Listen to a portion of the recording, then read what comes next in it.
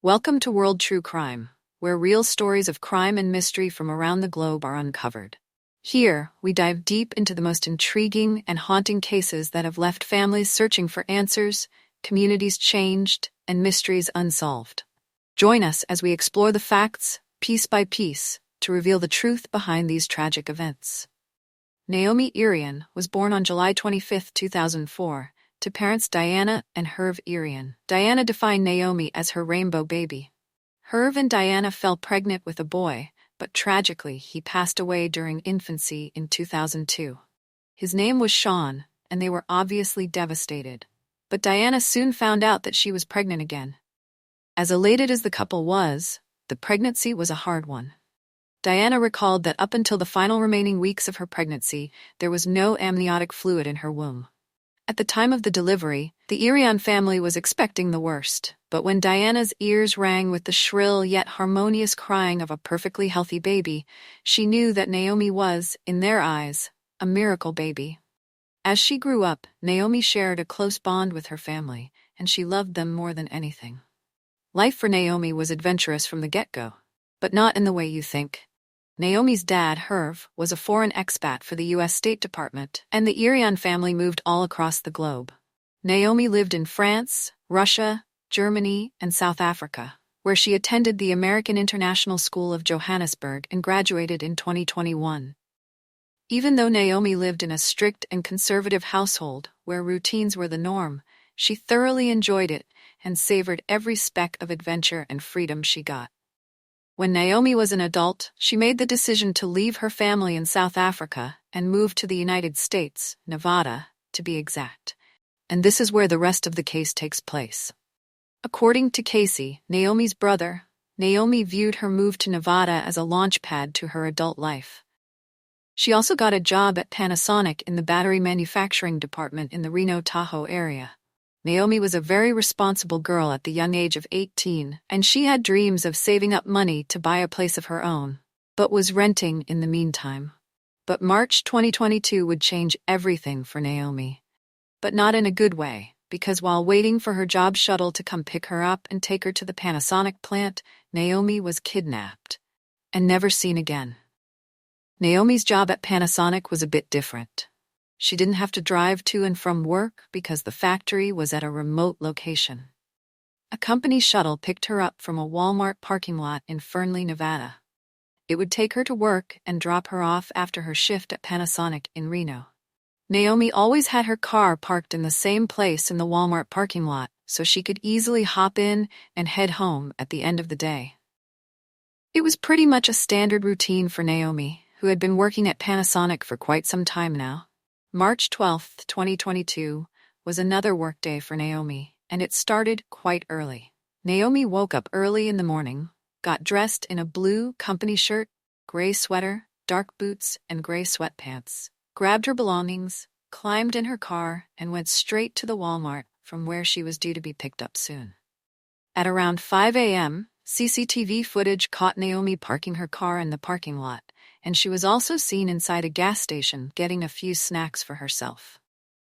Afterwards, Naomi climbed back in her car, and cell phone activity showed that she was on Snapchat from 5:09 to 5:23 a.m., while waiting for her shuttle to come and pick her up.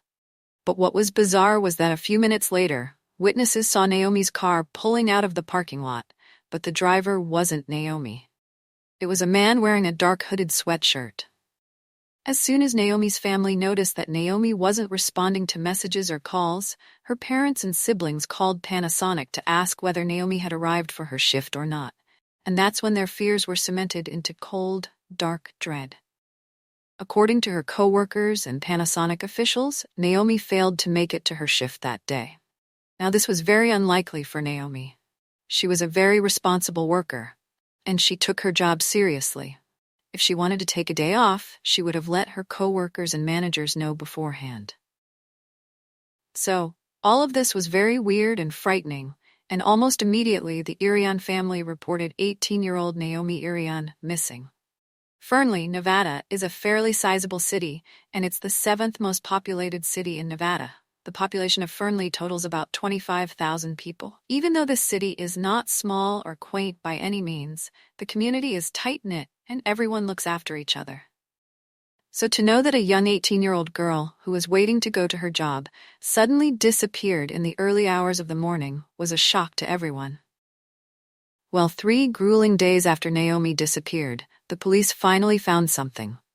It was Naomi's Mercury Sable, the car she'd been sitting in while waiting for her shuttle on that fateful day.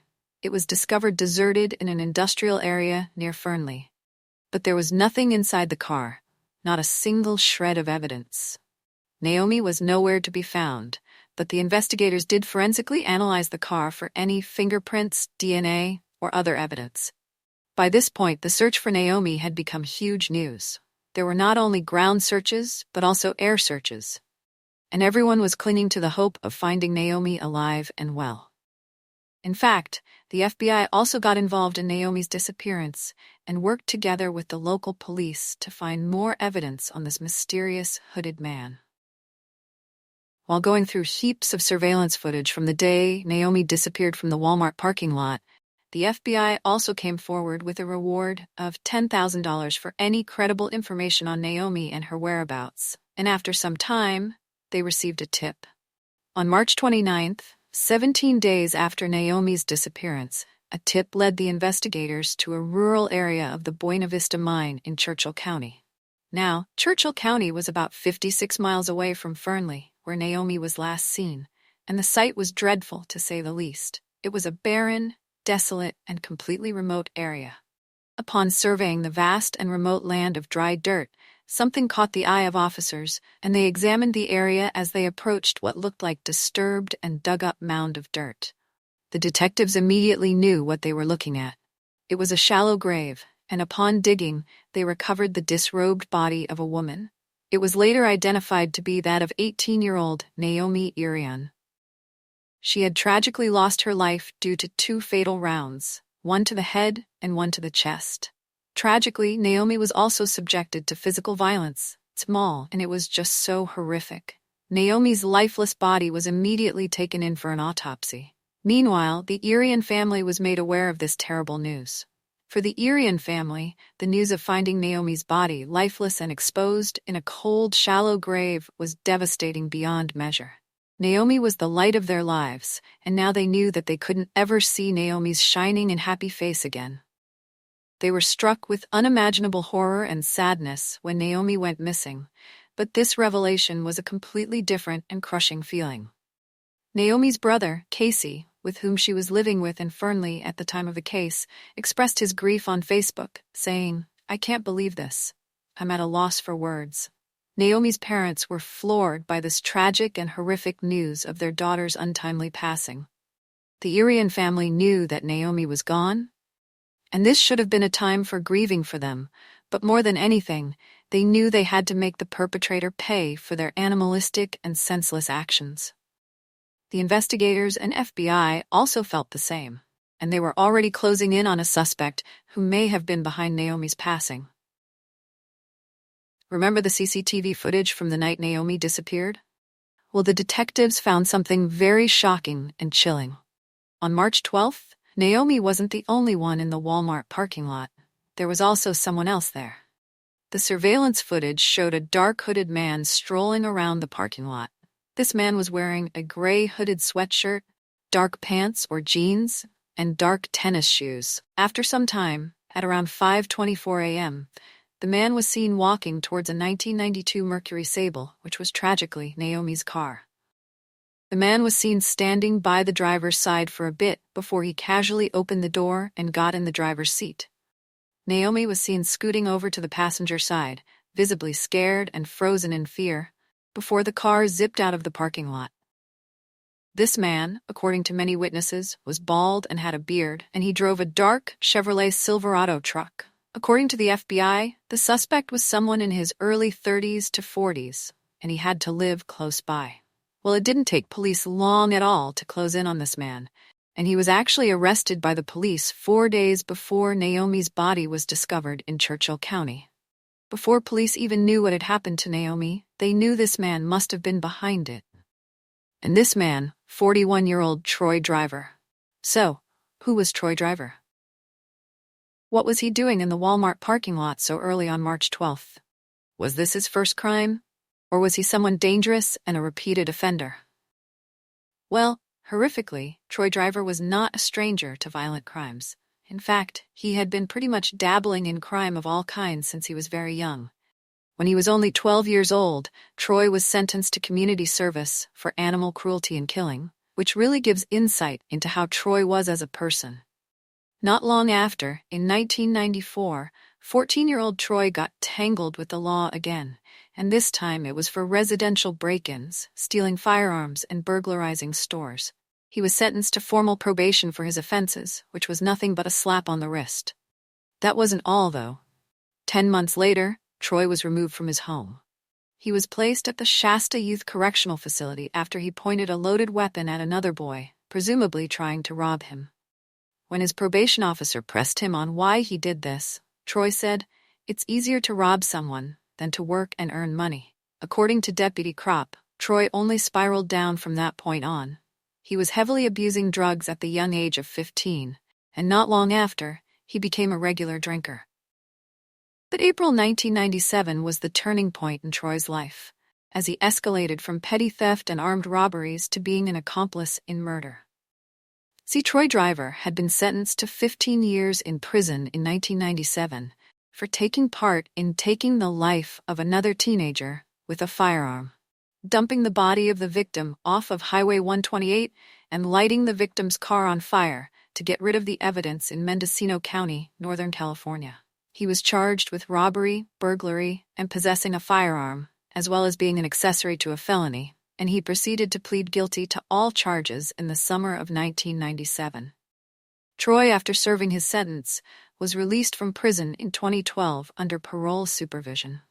But 2 years later, in 2014, he was discharged from parole supervision as well because it was thought that he was no longer a danger to society. Well, Troy would prove that claim wrong, because in March 2022, he decided to act on his violent tendencies again and violently take the life of 18-year-old Naomi Irion. Before Naomi's disappearance and death, Troy was an excavator operator at the Buena Vista mine for lead core mining and was living with his girlfriend in Fallon. According to Troy's girlfriend, he said that he was going camping on March 11th and 12th. Now, this wasn't alarming for Troy's girlfriend, because he did that a lot and even left his phone at home. Later, Troy's girlfriend did come forward and disclose to the police that Troy had an unhealthy fascination with serial killers, reading various books and listening to podcasts about them. Alarmingly, he apparently also asked his girlfriend's daughter about the routes the shuttle takes to and from Walmart, the same shuttle Naomi used to take for work, and other associated questions like how many people it took and what the timings of the shuttle were. Moreover, the DNA found on Naomi's body also matched that of Troy, so investigators knew without a shadow of a doubt that Troy was definitely responsible for Naomi's tragic passing. So, the investigators immediately sprang into action, and on March 25, 2022, 41-year-old Troy Driver was arrested from his home in Fallon. He was initially taken into custody on kidnapping charges, but later, as more and more evidence came up, he had racked up charges of murder, first-degree kidnapping, robbery, burglary of a motor vehicle, and destruction of evidence. In July 2022, after DNA evidence came out, Troy was also charged with sexual assault. Infuriatingly, Troy pleaded not guilty to all charges, and so, a trial was to be held, dragging Naomi's family through a lengthy and pointless court battle. I mean, with the evidence police had against this guy, it's hard to imagine him even wasting his time trying to fight the charges in court. But according to the criminal complaint, it is speculated that Troy was loitering in the Walmart parking lot with a horrible motive to end someone's life, and tragically he set his sights on unsuspecting Naomi. He approached Naomi's car, somehow threatened her to let him in, and drove away with her. It is believed that he took Naomi to Churchill County's remote location, took advantage of her, and then ended her life on the spot with a firearm. Then, he buried Naomi, left the scene, deserted Naomi's car, and got into his own truck, disposed of her phone, and changed his tires as a way to, quite literally, cover up his tracks. While Troy was awaiting trial and was being held at Lyon County Jail in Nevada, there were a couple of significant instances that occurred. But one of them impacted Naomi's case to a great extent. On August 18, 2022, a confession letter was delivered to the detectives, and it was written by Troy. He had originally delivered it to his ex-girlfriend, concealed in a deck of cards, but it was later turned into investigators in Naomi's case. Even though the letter wasn't made public, some excerpts of it included Troy saying things like, "I didn't know her until it was too late. Nothing I did was sexually motivated." 2 days later, something else significant happened. Troy tried to take the coward's way out as he didn't want to face the law for his actions. On August 20th, 2022, he tried to take his own life but was unsuccessful. Troy spent the rest of 2022 juggling from jail cell to jail cell, with psychiatric evaluations in between. He was deemed stable and fit to stand trial in November 2022, and he also denied having thoughts of ending his own life. Fast forward to March 7th, 2023, Troy attempted to take his own life once again, this time by cutting himself. But he was again unsuccessful. During this time, he was also in isolation, and he voiced his disgust to a prison nurse about isolation being frustrating. That is a pretty rich statement coming from a cold-blooded killer. Anyway, in June 2023, he was discharged from isolation and sent back to maximum security prison, and he was seemingly doing okay. On August 6, 2023, Troy was acting normally, and he went about his routine. According to deputies on hourly check duty, Troy was visibly calm at around 5:22 p.m. But an hour later, at 6:17 p.m., another prison check was conducted, and Troy was found lifeless in his prison cell and couldn't be revived. 43-year-old Troy Driver, Naomi's kidnapper and killer, had successfully taken his own life. His cause of death was deemed asphyxiation. This struck Naomi's family with another devastating blow. Now, not only had this man claimed the life of their daughter, but now he'd face no repercussions for his actions, at least not in this life. A press conference following Troy's death was held, in which Lyon County Sheriff Brad Pope passed on his deepest condolences to the Irion family. He also went on to say, "I have seen the insurmountable evidence against Troy Driver. I know that Troy Driver was a coward who preyed on the vulnerability of an innocent young woman that was Naomi Irion. Even though everyone wanted to see Troy get punished in prison and sentenced to life, Troy left everyone, from the Irion family to the dejected police officers and sheriffs, feeling hopeless." Sheriff Brad Pope also stated, "Troy Driver proved he was the coward I knew him to be when he took his own life instead of facing justice." And he ended the press conference with a message directed to none other than the monster himself, saying, "I have no empathy for the damned soul of Troy Driver." Naomi Irion was only 18 years old when her life was cut short by a pathetic excuse of a person who was scouting the parking lot for anyone to hurt. She was known for being a beautiful soul who was a source of warmth and happiness to her loved ones. And now her mom, Diana, won't get to see her graduate college, start her life, or even build a future for herself.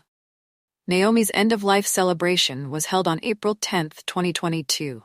And according to Diana, it looked like the whole community had gathered in a small space to celebrate the joy that was Naomi. Naomi's brother, Casey, a Navy veteran and Apple employee, extended his heartfelt and genuine thanks to the people of Fernley during this harrowing time by stating, "I can't imagine how much more unbearable this would have been without the community support we've had." Diana thought back on her daughter's wonderful memories, and she wanted to celebrate her life one last time. And she knew in her heart that Naomi wouldn't want it to be any other way. A GoFundMe was also arranged for Naomi's funeral, and it's very close to its goal to give Naomi a proper farewell. Naomi was a person who looked at the brighter side of things, and she hated wasting her precious time being sad and gloomy. Diana knew for sure that Naomi would have made the world a better place with her light and warmth, but sadly, she was taken away too soon. Thank you for joining us on World True Crime. These stories are more than just cases. They're real lives forever impacted by crime. Remember to stay aware, stay safe, and if you found today's story insightful, Don't forget to like and subscribe for more. Until next time, keep searching for the truth.